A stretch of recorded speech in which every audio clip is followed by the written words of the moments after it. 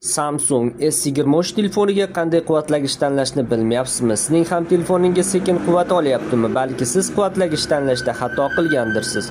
Unda sizga beradigan ma'lumotim manfaatli bo'ladi va telefoningiz sizga uzoqroq xizmat qiladi deb o'ylayman.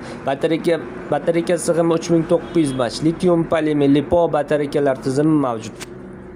25 vatt quvvatlagich talab qiladi. 25 vattdan kam bo'lgan quvvatlagich qulash tavsiya qilinmaydi. Bu telefon batareykasini tez ishdan chiqishiga, shishib ketishiga olib keladi. Simsiz quvvatlash tizimi mavjud.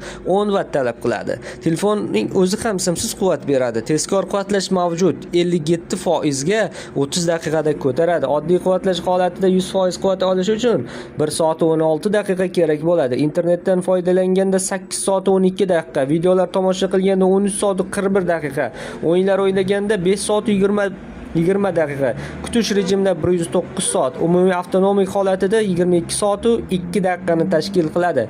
Agarda sizga ham shunaqa ma'lumotlar qiziq bo'lsa, videomiz izohiga yozib qoldiring. Videomiz manfaatli bo'lgan bo'lsa, bizlarni kuzatib boring. Hozircha xayr, salomat bo'ling.